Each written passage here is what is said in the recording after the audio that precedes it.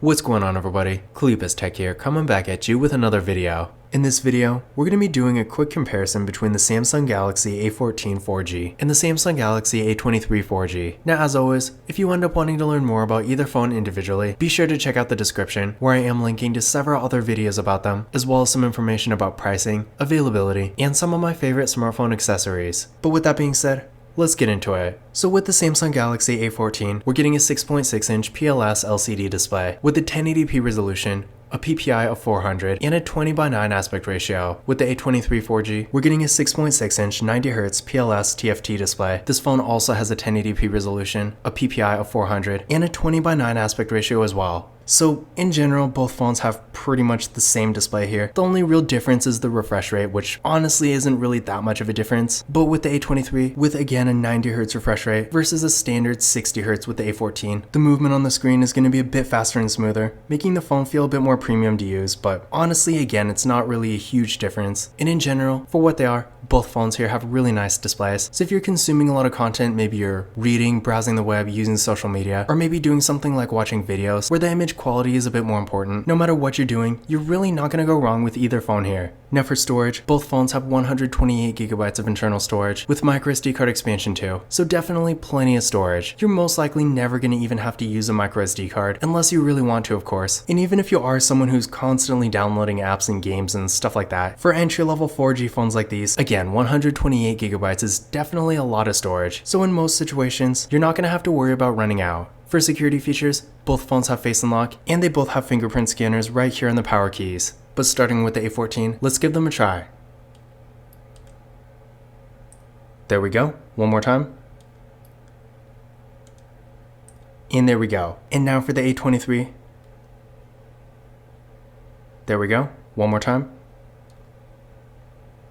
And there we go. So as you can see, both fingerprint scanners were real fast and responsive, no issues at all. And again, remember, both phones have Face Unlock too, so definitely nice to get both options. Now for the camera setups, with the Samsung Galaxy A14, up front, we got a 13MP selfie camera, then on the back, we got a triple camera setup with a 50MP main camera, a 5MP ultra-wide camera, and a 2MP macro camera. With the A23, we got an 8MP selfie camera, and on the back, we got a quad camera setup with a 50MP main camera, a 5MP ultra-wide camera, a 2MP macro camera, and a 2MP depth sensing camera. So in general, the features are pretty much the same. They both have ultra-wide cameras and macro cameras, and keep in mind, although the A23 does have a depth sensing camera, with the A14 it's pretty much just built into the main camera. Portrait mode still works perfectly fine, so in general, again, the features are pretty much the same. To give you an idea of what they can do, first, here's some pictures taken with the Samsung Galaxy A14. So overall, for more of an entry-level phone, I would say the photo quality here is pretty good. Sure, if you compare it to a much higher-end device, like say the Samsung Galaxy A54 5G for example, compared to more of a mid-range phone like that, the photo quality here of course is not nearly as good. But if you're really just looking for a more basic, affordable device, and you're not really going to be taking photos all the time, but you still want a decent, capable camera when you need it, in that case, the A14 will be perfectly fine. And then here's some pictures taken with the A23. Overall, I'm going to let you decide for yourself which one is actually better between the two, but in general, I would say it's pretty similar. Again, compared to a more high-end device, or even just like a mid-range phone, the photo quality here is not quite as good. But at the same time, if you maybe want to get the occasional decent Instagram photo every now and then, or maybe you're just taking vacation photos for your own memories or something like that, I would say it will get the job done. But if you're someone who's really using your camera a lot, and maybe you have slightly higher expectations, then in that case, you might be a little disappointed here. And overall, if the camera is really a main priority for you, I would probably recommend spending a bit more and getting something higher end in general. But again, if you're really just looking for something basic and you want a decent camera but you don't need anything super good, I would say either camera here will get the job done.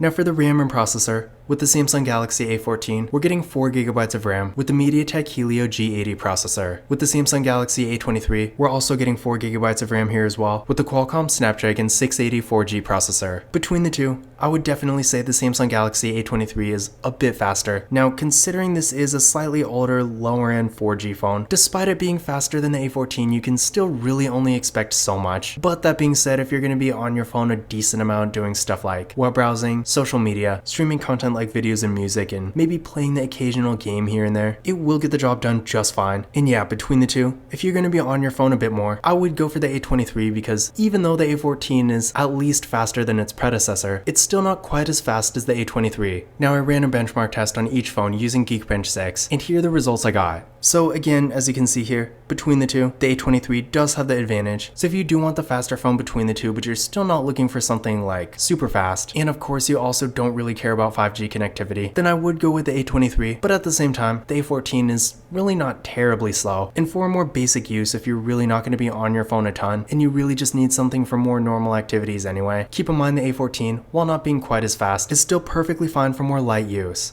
Now both phones here have 5,000 mAh batteries, with the A14 supporting 15 watt fast charging and the A23 supporting 25. So overall, both phones have great batteries here. Sure, on one hand, if you want to charge your phone a bit faster, the A23 will have an advantage, but overall they're pretty much the same. So if you're looking for a more entry-level phone that has really good battery life, either phone here will be a great choice. And also keep in mind with these phones, down the road as the batteries degrade, which of course all batteries do, with 5,000 mAh batteries, you're not really going to notice it nearly as quickly as you would with a much smaller battery. So if you like to keep one phone for a longer time without having to replace it, either phone here will be great for that too. For the software, both phones have Android 13, but keep in mind, the Samsung Galaxy A14 actually came with it, whereas with the A23, this phone originally had Android 12 and updated to Android 13 pretty much when it came out in December. And the only reason this really matters is with Samsung phones, they typically get 4 major updates. So with the A14, this phone is going to be getting Android 14, 15, 16, and 17, whereas with the A23, this phone should be getting Android 14, 15, and 16. So if you want to keep your phone for 1 extra year, which I don't know when it comes to these phones that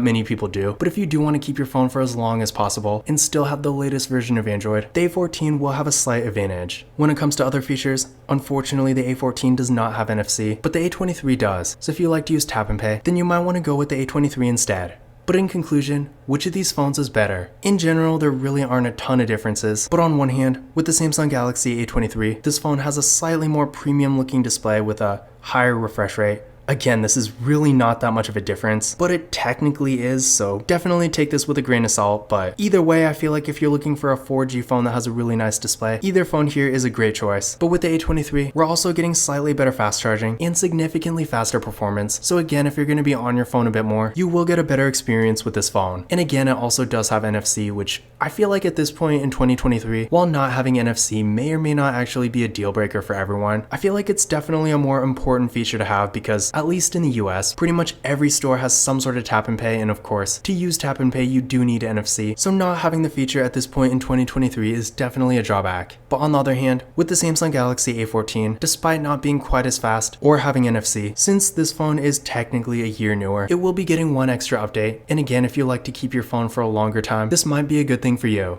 But this concludes my comparison between the Samsung Galaxy A14 4G and the Samsung Galaxy A23 4G. Again, if you want to learn more about either phone individually, definitely check out the description where I am linking to several other videos about them, as well as some information about pricing, availability, and some of my favorite smartphone accessories. But that's it for this video. If you enjoyed it and found it useful, be sure to give it a thumbs up and hit that subscribe button. Don't forget to follow Kalipis Tech on Twitter and Instagram.